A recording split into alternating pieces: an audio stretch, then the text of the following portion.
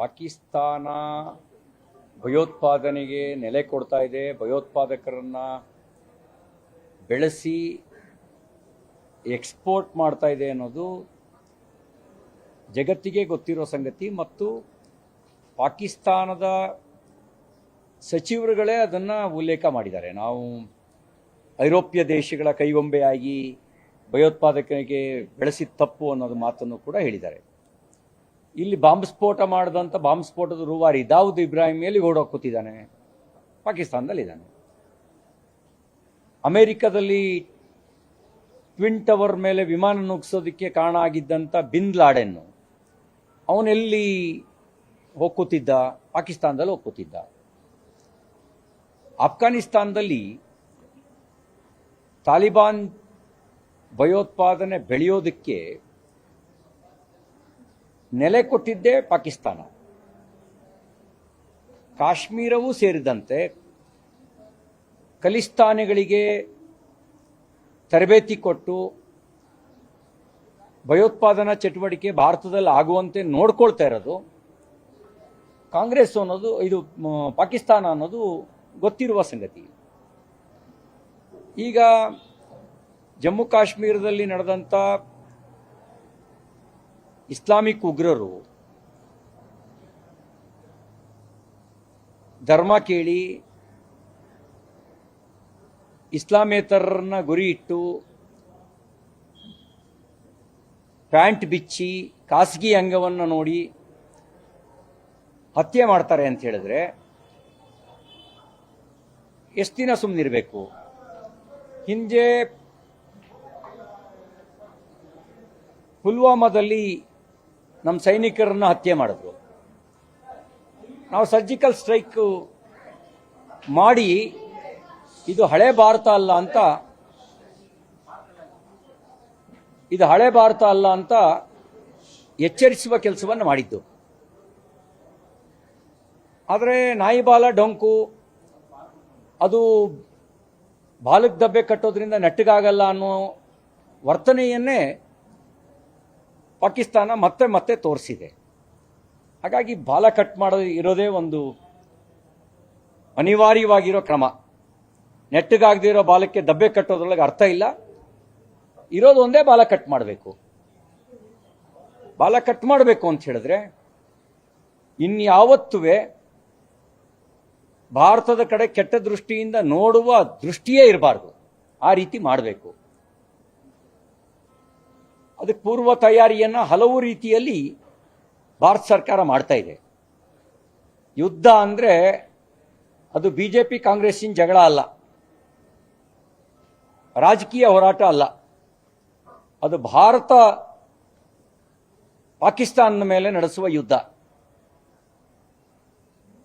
ಭಾರತವನ್ನು ಒಪ್ಕೊಂಡಿರೋರು, ಭಾರತವನ್ನು ಪ್ರೀತಿಸೋರು ಈ ಯುದ್ಧದ ಜೊತೆಯಲ್ಲಿ ಭಾವನಾತ್ಮಕವಾಗಿಯೂ ನಿಲ್ತಾರೆ, ವ್ಯಕ್ತಿಗತವಾಗಿಯೂ ನಿಲ್ತಾರೆ. ಹಾಗಾಗಿ ಮಾಕ್ ಡ್ರಿಲ್ಲು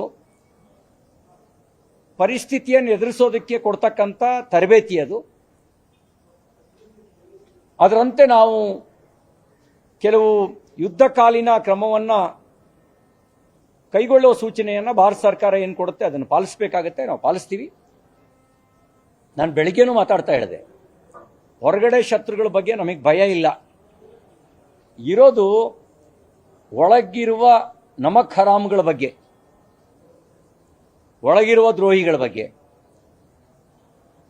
ಇವ್ರ ಬಗ್ಗೆ ನಾವೆಲ್ಲರೂ ಎಚ್ಚರ ವಹಿಸಬೇಕಾದ ಅವಶ್ಯಕತೆ ಇದೆ. ನಾವು ಈ ಎಚ್ಚರ ವಹಿಸಿದ್ರೆ ನಮ್ಮ ಸೈನ್ಯ ಪಾಕಿಸ್ತಾನಿ ಸೈನ್ಯವನ್ನು ನೋಡ್ಕೊಳ್ತಾರೆ. ಹಿಂದೆ 1971ರಲ್ಲಿ 93,000 ಜನ ಪಾಕಿಸ್ತಾನಿ ಸೈನಿಕರನ್ನ ಹೆಡೆಮರಿ ಕಟ್ಟಿ ಅವರು ಸೆರೆ ಹಿಡಿಯುವ ಕೆಲಸ ಮಾಡಿದ್ರು, ಶರಣಾಗತವಂತೆ ಆಗುವಂತೆ ನೋಡ್ಕೊಂಡಿದ್ರು.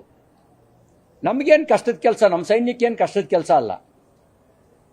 ಆದರೆ ಇಲ್ಲಿರುವ ದ್ರೋಹಿಗಳನ್ನು ಸಮಾಜ ಜಾಗೃತಿ ವಹಿಸಿ ತಲೆ ಎತ್ತದಂತೆ ನೋಡ್ಕೊಳ್ಬೇಕು. ಇದೇ ವಿಧಾನಸೌಧದಲ್ಲಿ ಒಂದು ಪಾಕಿಸ್ತಾನ ಜಿಂದಾಬಾದ್ ಒಂದು ಕೂಗಿರಪ್ಪ. ಏನು ಪಾಕಿಸ್ತಾನದಿಂದ ಬಂದಿದ್ರ? ಅವನು ನಾಸಿರ್ ಹುಸೇನ್ ಕಾಂಗ್ರೆಸ್ MP ಗೆದ್ದಾಗ ಅವನ ಹಿಂದ್ಗಡೆ ಬಂದಂಥ ಫಾಲೋಯರ್ಸ್. ಈ ದ್ರೋಹಿಗಳ ಬಗ್ಗೆ ನಮಗೆ ಎಕ್ಸ್ಟ್ರಾ ಕೇರ್ ಆಗಿ ನೋಡ್ಕೋಬೇಕು. 2023 ವಿಧಾನಸಭಾ ಚುನಾವಣೆ ಬಂದಾಗ ಬೆಳಗಾಂನಲ್ಲಿ ಕಾಂಗ್ರೆಸ್ ವಿಜಯೋತ್ಸವದ ಮೆರವಣಿಗೆಯಲ್ಲಿ ಪಾಕಿಸ್ತಾನ್ ಜಿಂದಾಬಾದ್ ಅಂತ ಕೂಗ್ತಾರೆ. ಇಂಥ ದ್ರೋಹಿಗಳಿದಾರಲ್ಲ, ಅಂಥವ್ರ ಬಗ್ಗೆ ನಾವು ವಿಶೇಷ ಎಚ್ಚರ ವಹಿಸಬೇಕಾದ ಅವಶ್ಯಕತೆ ಇದೆ. ಉಗ್ರರ ದಾಳಿ ಬಗ್ಗೆ ಮಂತ್ರಿಗಳಿಗೆ ಮೊದಲೇ ಗೊತ್ತಿತ್ತು. ಆ ಕಾರಣಕ್ಕಾಗಿನೇ ಕಾಶ್ಮೀರ ಪ್ರವಾಸ ರದ್ದುಪಡಿಸಿದ್ರು ಅಂತ ಹೇಳಿ ಎಐಸಿಸಿ ಅಧ್ಯಕ್ಷ ಮಲ್ಲಿಕಾರ್ಜುನ್ ಖರ್ಗೆ ಅವರು ಹೇಳಿದರು. ಮಲ್ಲಿಕಾರ್ಜುನ್ ಖರ್ಗೆ ಅವರೇ, ಇದು ರಾಜಕೀಯ ಮಾಡೋ ಇಶ್ಯೂ ಅಲ್ಲ. ಶ್ರೀಮತಿ ಇಂದಿರಾ ಗಾಂಧಿಯವರ ಅಂಗರಕ್ಷಕರೇ ಅವ್ರನ್ನ ಹತ್ಯೆ ಮಾಡಿದ್ರು. ಏನ್ ಹೇಳ್ತಿದ್ರಿ ನೀವು? ನೀವೇ ಇಲ್ಲಿ ಕರ್ನಾಟಕದಲ್ಲಿ ಹೋಮ್ ಮಿನಿಸ್ಟರ್ ಆಗಿದ್ರಿ. ನಿರಂತರವಾಗಿ ಚರ್ಚ್ಗಳ ಮೇಲೆ ಬಾಂಬ್ ಸ್ಫೋಟ ಆಯಿತು. ನೀವೇನು ಹೇಳಿಕೆ ಕೊಟ್ಟಿದ್ರಿ ಅವಾಗ ಹೋಮ್ ಮಿನಿಸ್ಟರ್ ಆಗಿ? ಇದೆಲ್ಲ RSS ಕೈವಾಡ ಅಂತ ಹೇಳಿದ್ರಿ. ಆಮೇಲೆ ಒಂದು ಹಂಪು ಹತ್ರ ಒಂದು ಮಾರುತಿ ವ್ಯಾನು ಇಲ್ಲಿ ತಗೊಂಡು ಹೋಗ್ತಿದ್ದ ಬಾಂಬ್ ಸ್ಫೋಟ ಆಯಿತು. ಆಮೇಲೆ ಗೊತ್ತಾಯ್ತು ದೀನ್ದರ್ ಅಂಜುಮನ್ ಸಿದ್ದಿಕಿ ಹೆಸರಿನ ಒಂದು ಭಯೋತ್ಪಾದಕ ಸಂಘಟನೆ ಇಡೀ ಬಾಂಬ್ ಸ್ಫೋಟದ ಚಟುವಟಿಕೆ ನಡೆಸಿದ್ದು. ನೀವು ಹೋಮ್ ಮಿನಿಸ್ಟರ್ ಆಗಿ ಏನು ಹೇಳಿಕೆ ಕೊಟ್ಟಿದ್ರಿ ಅವಾಗ? ಇಂಟೆಲಿಜೆನ್ಸ್ನವ್ರು ಬಂದು ಮಲ್ಲಿಕಾರ್ಜುನ್ ಖರ್ಗೆ ಅವರಿಗೆ ರಿಪೋರ್ಟ್ ಕೊಟ್ಟಿದ್ರಾ? ನೀವ್ಯಾಕೆ ಹೇಳಲಿಲ್ಲ ಮುಂಚೆನೆ? ಹೇಳಿದ್ರೆ ತಪ್ಪಿಸ್ಬೋದಿತ್ತಲ್ಲ. ಈ ರೀತಿ ಸುಳ್ಳು ಹೇಳೋದು ಕಾಂಗ್ರೆಸ್ನ ಒಂದು ಜಾಯಮಾನ. ಸುಳ್ಳು ಬೇರೆ ಬೇರೆ ವಿಷಯಗಳಲ್ಲಿ ಹೇಳ್ತೀರಿ, ಗೊತ್ತಿದೆ. ಈ ವಿಷಯದಲ್ಲಿ ಯಾಕೆ ಹೇಳ್ತೀರಿ? ಈ ಮೀಸಲಾತಿ ವಿಷಯದಲ್ಲೂ ನೀವು ಸುಳ್ಳು ಹೇಳಿದ್ರಿ, ಸಂವಿಧಾನದ ವಿಷಯದಲ್ಲೂ ಸುಳ್ಳು ಹೇಳಿದ್ರಿ. ನಿಮ್ಮ ಅಧಿನಾಯಕ ರಾಹುಲ್ ಗಾಂಧಿಯವರು ಅಂಬೇಡ್ಕರ್ ಬರೆಯೋಕ್ಕಿಂತ ಮುಂಚೆ 1000 ವರ್ಷದ ಮುಂಚೆನೇ ಸಂವಿಧಾನ ಇತ್ತು ಅಂತ ಹೇಳಿದ್ರು. ಯಾವ ನಾಲೆಡ್ಜೋ ಗೊತ್ತಿಲ್ಲ. ಯಾವ ಆಕ್ಸ್ಫರ್ಡ್ ಯೂನಿವರ್ಸಿಟಿಲಿ ಓದಿದ್ರೋ, ಹಾರ್ವರ್ಡಲ್ಲಿ ಓದಿದ್ರೋ, ಅಥವಾ ಕಾಂಗ್ರೆಸ್ ಸುಳ್ಳಿನ ಫ್ಯಾಕ್ಟ್ರಿ ಅವರಿಗೆ ಆ ವಿಷಯನ ಹೇಳ್ಕೊಡ್ತು. ಅಂಬೇಡ್ಕರ್ ಅವರ ಮಹತ್ವನೇ ಕಡಿಮೆ ಮಾಡುವ ರೀತಿಯಲ್ಲಿ ಹೇಳಿಕೆ ಕೊಟ್ಟರು. ನೀವು ಹೇಳಿಕೆ ಕೊಟ್ಟಿದ್ರಿ. ಅಂಬೇಡ್ಕರ್ ಅವರ ಸೋಲಿಗೆ ಕಮ್ಯುನಿಸ್ಟ್ ಪಾರ್ಟಿಯ ಎಸ್.ಎ. ಡಾಂಗೆ, ವೀರ್ ಸಾವರ್ಕರ್ ಕಾರಣ ಅಂತ ಹೇಳಿದ್ರಿ. ಸೋಲ್ಸಿದ್ ನಿಮ್ಮ ಕಾಂಗ್ರೆಸ್ ಪಾರ್ಟಿ. ನಿಮ್ಮ ಜವಾಹರ್ಲಾಲ್ ನೆಹರು 2 ಸರಿ ಹೋಗಿ ಅಂಬೇಡ್ಕರ್ ವಿರುದ್ಧ ಪ್ರಚಾರ ಮಾಡಿದ್ರು. ಅದು ನೀವು ಹಿಂಗೆ ಹೇಳೋ ಸುಳ್ಳು, ವಿಷಯಾಂತರ ಮಾಡಕ್ಕೆ ಹಿಂಗೆ ಹೇಳೋವಂಥದ್ದು ಒಂದು ಸುಳ್ಳು. ಈ ವಿಷಯದಲ್ಲೂ ಸುಳ್ಳು ಹೇಳಿ ಬೆತ್ತಲಾಗಬೇಡಿ.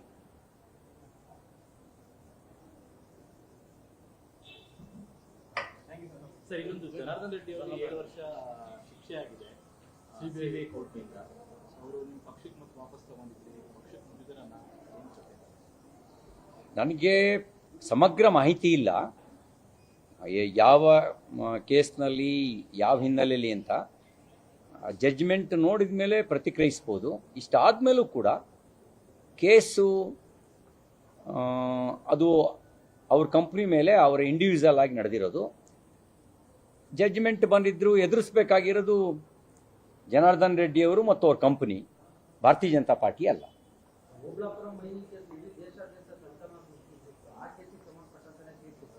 ಅದಕ್ಕೆ ನಾನು ಹೇಳಿದ್ನಲ್ಲ, ನಾನು ಅದರಲ್ಲಿ ರಾಜಕಾರಣ ಮಾಡಕ್ಕೆ ಬಯಸಲ್ಲ. ಏನು ಜಡ್ಜ್ಮೆಂಟ್ ಬಂದಿದೆ ಆ ಜಡ್ಜ್ಮೆಂಟು ಅವ್ರ ಕಂಪನಿ ಮತ್ತು ಅವರು ಎದುರಿಸ್ತಾರೆ. ಭಾರತೀಯ ಜನತಾ ಪಾರ್ಟಿ ಎದುರಿಸಬೇಕಾಗಿರೋ ಸಂಗತಿ ಅಲ್ಲ. ನಮ್ಮ ಪಾರ್ಟಿ ಈಗಲೂ ನಮ್ಮ ಪಾರ್ಟಿಯ ಸಹ ಸದಸ್ಯರು ಅವ್ರು ತಪ್ಪು ಮಾಡಿದ್ರೆ ಅವ್ರು ಶಿಕ್ಷೆ ಅನುಭವಿಸ್ತಾರೆ,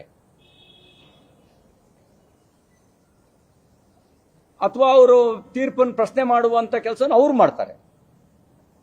ಅದು ಪಾರ್ಟಿಗೆ ಸಂಬಂಧಪಟ್ಟಿದ್ದಿಲ್ಲ, ಅವರು ಮತ್ತು ಅವ್ರ ಕಂಪನಿಗೆ ಸಂಬಂಧಪಟ್ಟಿದ್ದು. ಶಿಕ್ಷೆ ಅನುಭವಿಸೋದಾದ್ರೂ ಅವರೇ ಅನುಭವಿಸ್ಬೇಕು, ಅಪೀಲ್ ಹೋಗೋದಾದ್ರೂ ಅವರೇ ಹೋಗ್ಬೇಕು, ನಾಟ್ ಪಾರ್ಟಿ. ನಾವು ಹಂಗಂತ ಕಾಂಗ್ರೆಸ್ ರೀತಿಯಲ್ಲಿ ಎಲ್ಲವನ್ನೂ ಜಸ್ಟಿಫೈ ಮಾಡಕ್ಕೆ ಹೋಗಲ್ಲ.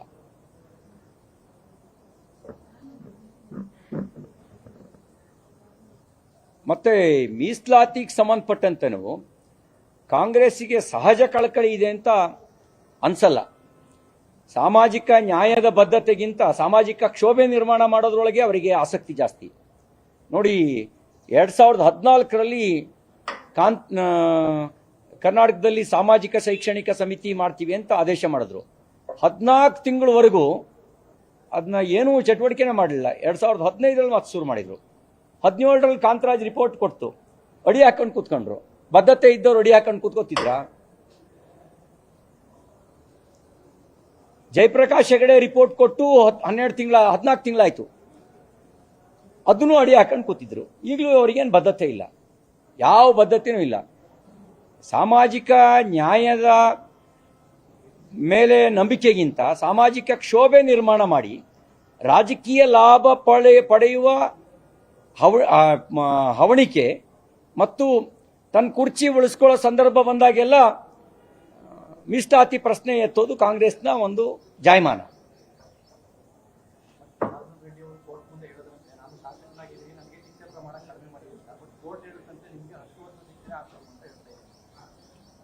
ಅಲ್ಲ, ನಾನೇನಂದ್ರೆ ಅವ್ರ ಕೇಸಿಗೆ ಸಂಬಂಧಪಟ್ಟಂತೆ case against him and his company, case ಇರ್ತಕ್ಕಂಥದ್ದು ಅವರ ಕಂಪನಿ ಮತ್ತು ಅವ್ರ ವಿರುದ್ಧ, ನಾಟ್ ಪಾರ್ಟಿ.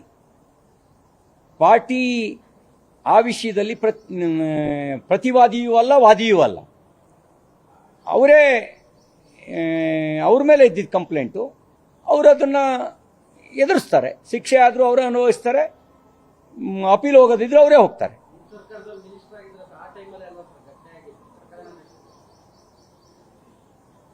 ಹೌದು ಹೌದು, ಅದಾದ್ಮೇಲೆ ಮಂತ್ರಿ ಸ್ಥಾನಕ್ಕೂ ರಾಜೀನಾಮೆ ಕೊಡಬೇಕಾಯ್ತು. ಹಾಗಂತ ನಾವು ಕೇಸ್ನ ಮೆರಿಟ್ ಬಗ್ಗೆ ಡಿಸ್ಕಷನ್ ಮಾಡಿ ಡಿಫೆಂಡ್ ಮಾಡ್ಕೊಳ್ಳೋ ಕೆಲಸ ನಾವು ಮಾಡಲ್ಲ.